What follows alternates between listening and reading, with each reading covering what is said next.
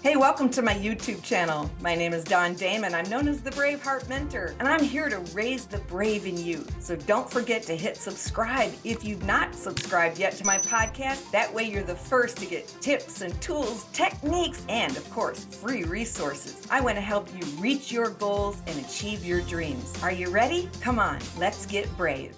Hey, brave-hearted sister, I'm so glad to be with you again. It's always a joy for me to come and spend time with you. Today, I want to talk to you about something that's really going to empower you if you take it to heart. It is Newton that tells us that everything left in a closed system is going to decay. That is, anything that's left unattended in our life is going to move towards chaos and decline. And that includes our bodies, that includes our brains, that most definitely includes our kitchen and our cupboards, and ultimately that's our lives if we don't make it our aim to continually grow. I like what Tony Robbins says: every action that you take is fuel for the kind of person you want to be or become. Who do you want to be? Who do you want to become? Do you know that you have the power to create that? We don't just lay back and acquiesce to whatever happens to our lives. In essence, we want to direct our lives under the power of God to make the right decisions, the right choices, consistent actions that move us towards powerful goals. That's what you want. And that means then that it has to be our aim to continue to grow. It has to be our aim to continually change. And change is challenging, isn't it? Do you like change? I don't know. I like the results of change at times, positive changes. But I want to talk to you today because there is actually a psychological cycle that you're going to go through with any change. Anytime you want to change anything in your life, we've all said it. I know I'm going to do it someday. I just got to get in the zone. What are we saying, really? We're saying, I'm not in the place yet psychologically. I don't have the mojo or the motivation yet. I don't have enough pain. You know that saying, when the pain of staying the same becomes greater than the pain of change, then you're ready. But that's what I want to talk to you about and share with you today. So, two psychologists, Don Kelly and Daryl Connor, they developed a model that specifically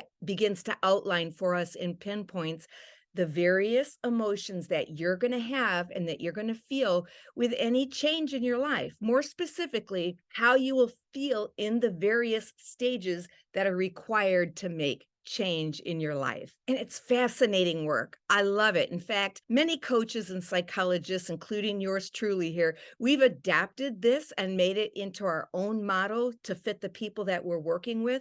And I've discovered that the clients that I have, the women that I'm working with who say, I'm done being stuck, I want out of the status quo, and I want to make changes in my life, I watch them and I help them as a coach navigate through the cycle of emotions as you change, because it's very real. I've experienced it. But if you understand the cycle of change, it is so powerful for you. And as I call it, my brave transformation, the cycle of change, you will see yourself in different stages of this cycle. And now you're going to be able to pinpoint, that's where I'm at. That's why I'm feeling what I'm feeling. If I hang on, this too shall pass. I will get through it. Now, I was teaching this principle not too long ago at a retreat, and a woman came up to me just absolutely in tears, and she was like, thank you. I finally understand what's going on with me. I start things. I can start. I'm a great starter, but I don't have any follow through. I don't bring things to completion. Well, if that's you, you can feel her pain. I know I certainly can. I sometimes struggle with shiny object syndrome. I love chasing after beautiful things, not just beautiful, but creative things and new ideas and fresh ideas. But I've also gained a lot of discipline over the years of my life. I've been doing this work since 1999, and I've learned to discipline myself, and I have massive execution and follow through. And that's why I want to share it with you too. So some of you might say, okay, that's me. I can start things, but I can't follow through. I have desire, I have the dream, but I don't have the skills. All right, the next few moments are going to give you the capacity, if you'll listen and apply what you're about to learn, you will dramatically impact your success and find that you have more power and more stick-to-itness to change, because you're going to be able to identify where you are in the emotional cycle of change. You're going to be able to anticipate that's what's coming next.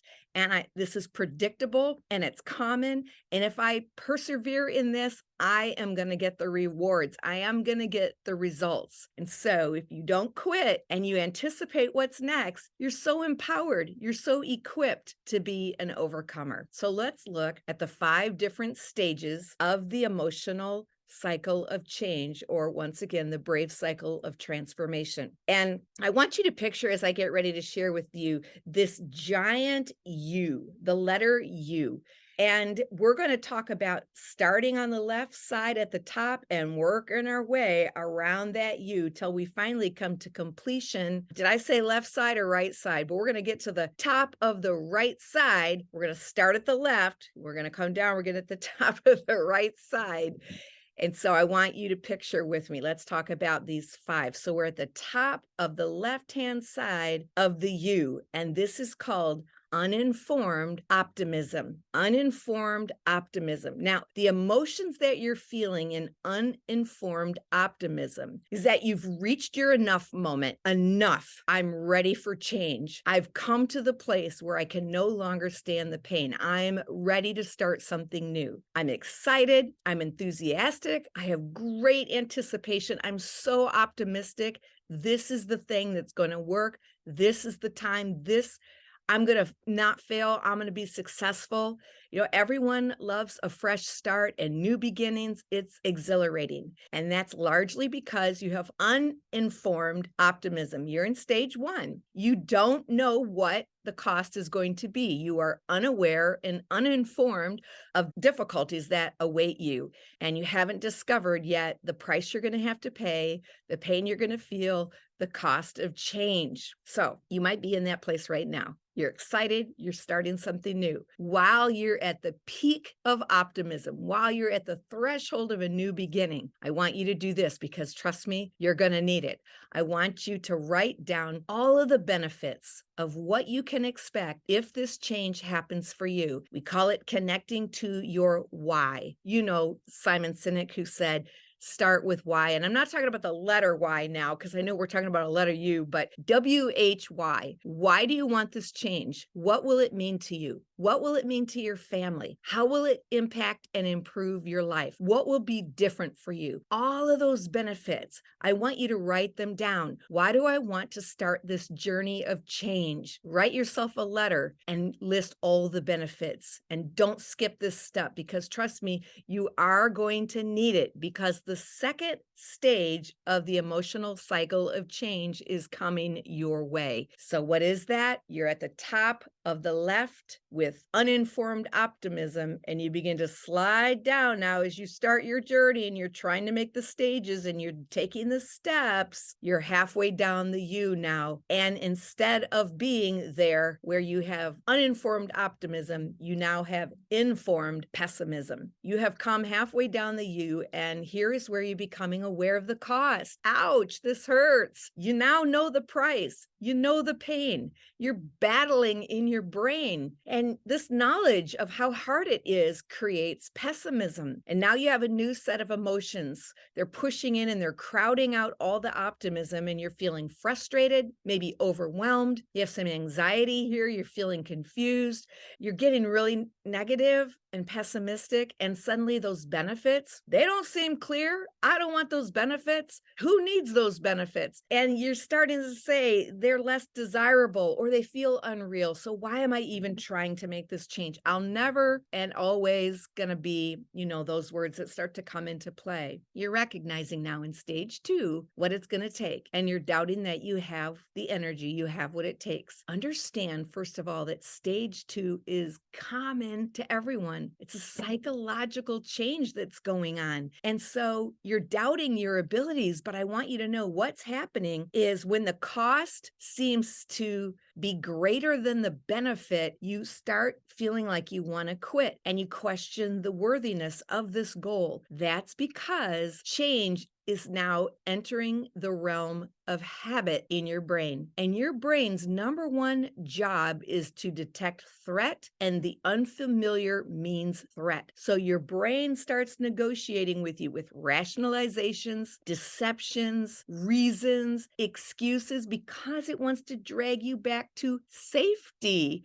And I'm doing air quotes right now for those of you who are listening audibly. So before you shed your old identity, your brain, not your mind, but your brain, the habits, the neurons and the pathways, they start bullying you back to comfort. Old beliefs now and mindsets that do come out of your mind, they rise up, they gang up on you. They start to, as I said, reason with you and rationalize with you. And your lizard brain wants to hold you back into familiar patterns and routines, things that it's always known. So listen, our unconscious mind loves sameness. The unconscious mind is everything you can't see, like an iceberg. It's everything that's below the level of visibility. And your unconscious mind does not like change. And unless your brain is convinced that this change is positive and that you're really up for it, it will start to drag you back into old mindsets and habits relentlessly. You have to let your brain know that your mind is in charge. You have authority.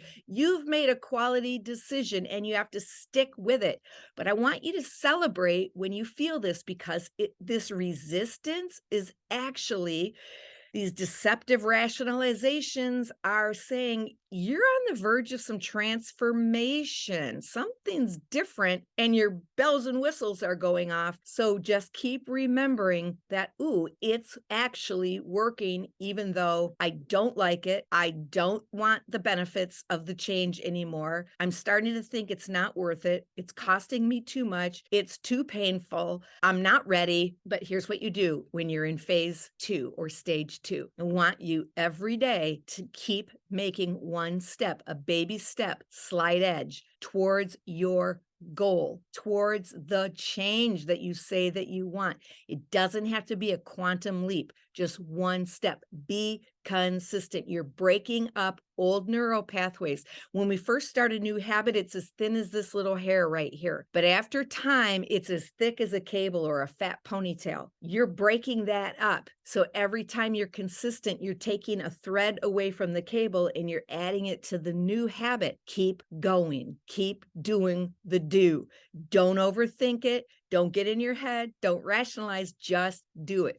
Some push-ups are better than no push-ups. Some savings is better than no savings. Some days of sobriety are better than no days of sobriety. Some days of eating healthy and restrictive will lead you to freedom in other ways. Keep going. Here's stage 3, because you might think that in stage 2, you're at the bottom of the U, but you actually aren't. You're going to slide down, according to psychologists, even a bit further. Now, the originators of the U, they actually call this hopeful realism. This is stage 3, but stage 3 has began to be known as the valley of despair. And this is where you're going to make it or break it. If you push forward, you're going to be rewarded. But this is where most people quit. You're hitting rock bottom. You don't like it. You want to stop. You're going to give up, and you feel embarrassed. You feel ashamed. You feel despair, and you feel some hopelessness. Like nothing is ever going to be different. You were starting so good. You started out, but now you don't think you can finish.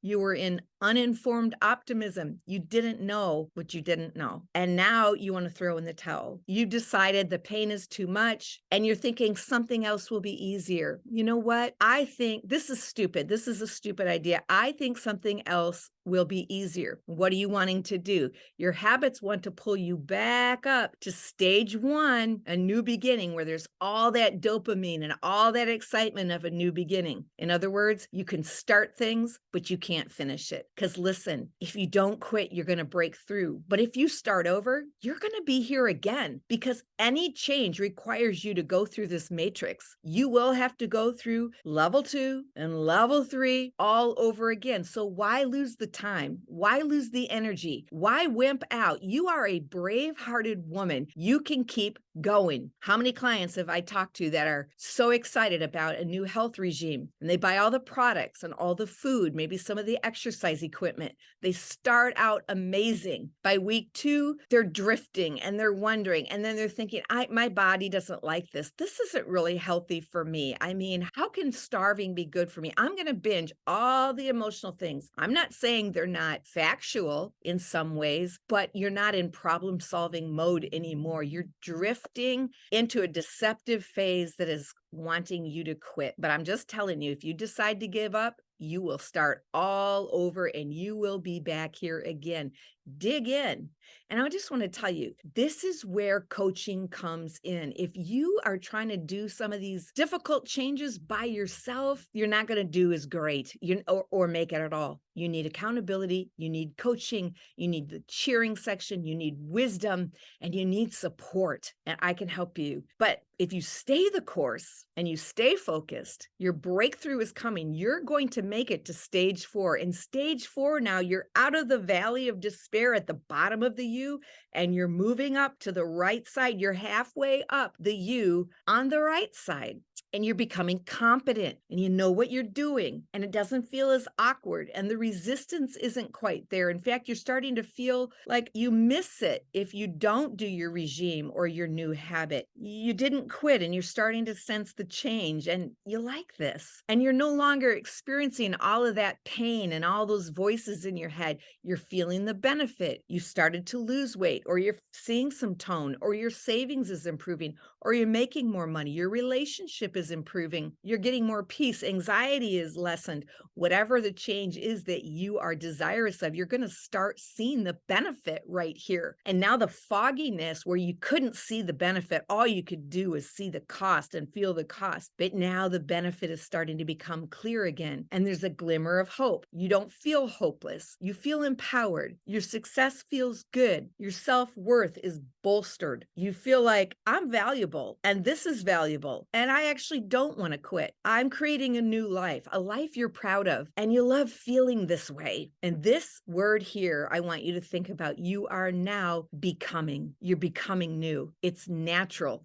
Did I tell you the name of this stage? This is informed optimism. Informed. I now know what I know, and I know how to navigate. I'm becoming really smart. It's becoming very clear to me. You're in the phase now of transformation and you're becoming. Now, that doesn't mean you're not going to still have sabotage come at you, efforts to dissuade you from what you're doing. No, that will still happen. But now you know how to press through and you're going to reach your destiny. Have you guys ever seen the movie The Princess Bride? I love that movie. And I think because there's lessons of life, but one of the lessons that I love about The Princess Bride is that the couple, the prince and the princess, or the would-be prince, they are running from evil pursuers and they have run as far as they can. They are at the edge. They are at the dead end. And the only way to go forward is to go through what is called the fire swamp. And no one makes it through the fire swamp. No one has made it through without being maimed or injured or killed. And that's because they have what they call ROUS, rodents of unusual size. The rodents of unusual size are in the fire swamp. But if they turn around, they're in bondage. There's no freedom. They're stuck. And so the pair decide, we are unwilling to turn around. We've got to make it. We've got to be brave. We've got to press through and get on the other side of this fire swamp. We've got to take the risk and we've got to go for it. Yeah, they're in there. They're crying. They're going through the fire swamp now. They're screaming. But you know what? Pretty soon, they're learning how to navigate the fire swamp. There's a pattern and there's a rhythm, and they start to crack the code and figure it out. And they know how to move and how to dodge and what to do and when to stand and when to go,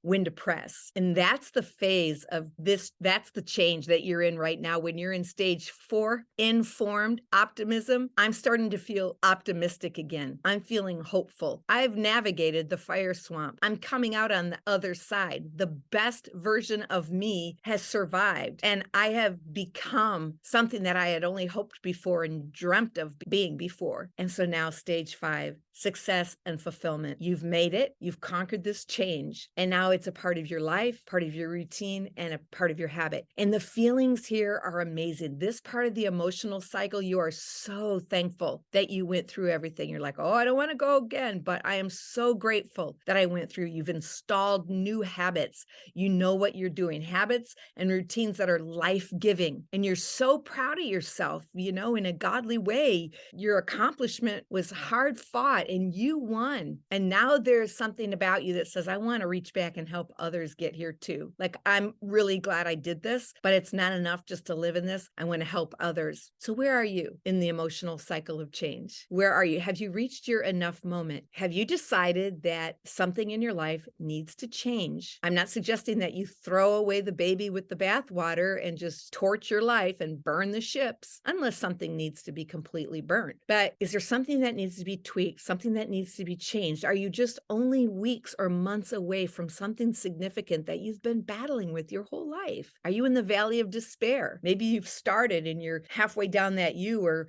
in the worst place yet, which again, once you have the model and you know where you are, you can anticipate that this is only a season. And if you keep going, you're going to make it. It's time for you to get out your list of benefits. Why do you want this? Keep it in front of you. Review it every day. Talk to your coach about it. If you don't have a list of benefits for the change that you're trying to make, if you don't know your why I want this, or you're not connected, or you don't even know what you want, I can help. You need direction, but whatever it is, you got to keep going. But coaching is the only way you're going to make it through that cycle of change, because it's really difficult to do it on your own. So if you want help in becoming brave and making changes in your life, contact me. Let's have a chat. Maybe it's time for us to jump on a strategy call. All the links to reach me are in the notes. I would love to do that. And speaking of love, if you love this episode, share it. Post it on your Instagram for me. Put it on your Facebook.